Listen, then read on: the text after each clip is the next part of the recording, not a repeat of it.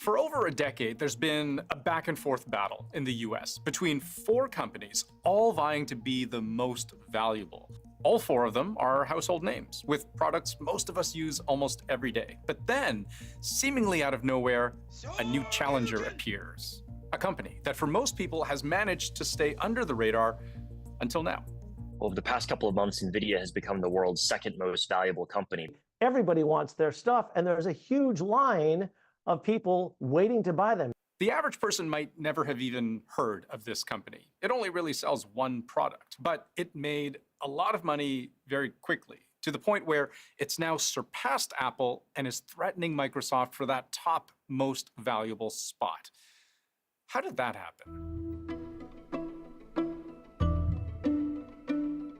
Every time you're exploring a virtual world, tracking down outlaws, dropping into a battle royale, or racing down Rainbow Road, every visual detail, the texture, the lighting, the motion, that's all possible because of a GPU, or a graphics processing unit. It's a specialized piece of hardware that works away in the background, processing millions of tiny pixels, creating the crystal clear, ultra-smooth gameplay we've come to expect today. For decades, this is what Nvidia was known for. Their work transformed this into this, literally adding a brand new dimension to gaming. Now, if you're not into this kind of stuff, maybe you're thinking, hey, that looks pretty good for a video game. But if you know, you know. Game graphics have gotten so much better. This is madness. Hey, we're beyond madness. Look, I'm with Arthur. We finished the mission. Nothing quite matches the experience of unboxing and slotting in a new GPU to turn a run-of-the-mill computer into a gaming battle station.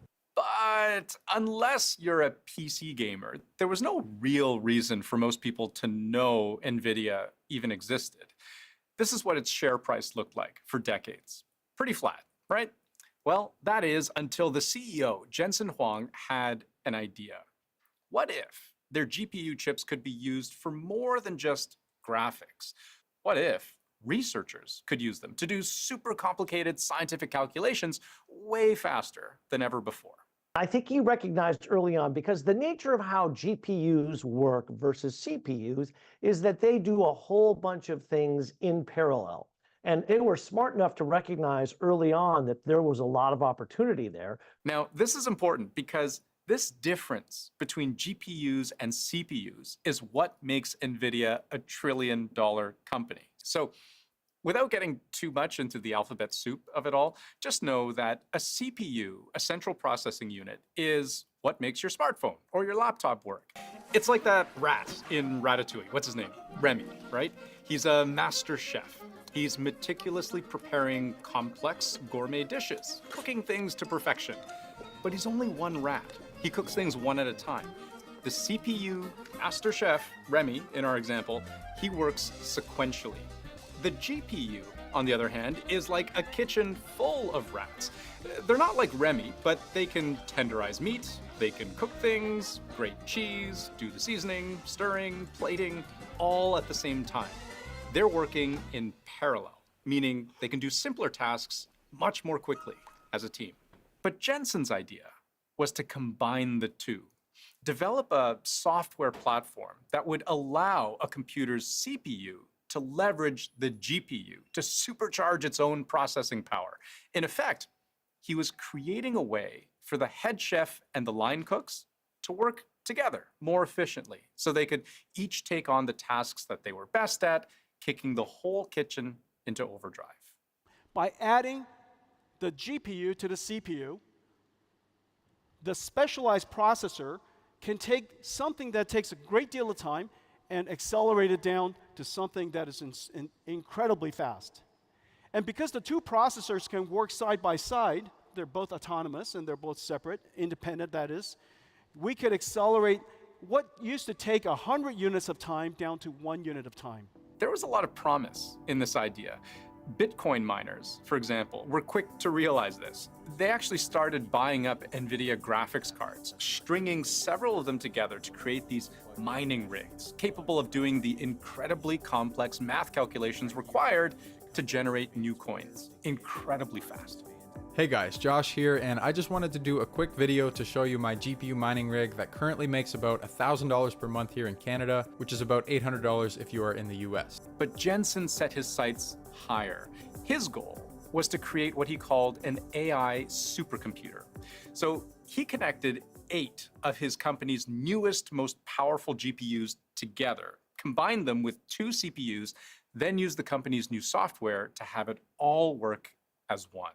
To be honest with you, a lot of the early experiments were kind of, they were interesting, you know, again, academically, but not necessarily commercially. Nobody asked for it, nobody understood it, and in fact, I was certain nobody wanted to buy it. Except the timing was pretty perfect, because while Nvidia was working on this, the AI industry was really starting to pick up. Now, a competition is underway to judge whether the latest and greatest supercomputer can actually think. Researchers had revolutionary ideas about how to teach their AI models new things. Deep learning algorithms, ways to vacuum up and process all the data that's out there. But what they lacked was the actual horsepower to do it. Until 2016, when Jensen hand-delivered a prototype of his AI supercomputer called DGX-1 to a group of those researchers. If something takes weeks to run, we can simply not do experiments with it. It's not practical. The DGX-1 will allow us to run these experiments and to do research at this large scale. And you know who he gave DGX-1 to? OpenAI.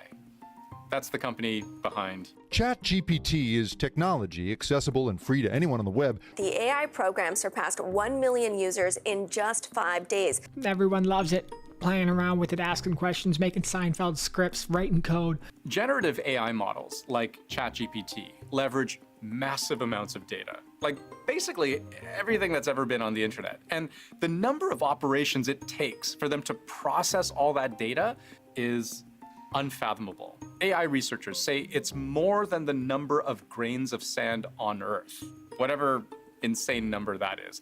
And until only relatively recently, that kind of processing power simply did not exist.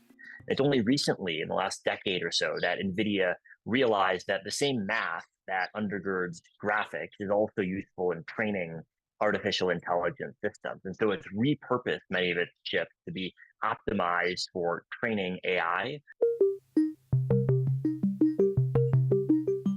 After ChatGPT, the floodgates opened. Companies and investors saw what was possible with this powerful new GPU technology, and things exploded for Nvidia.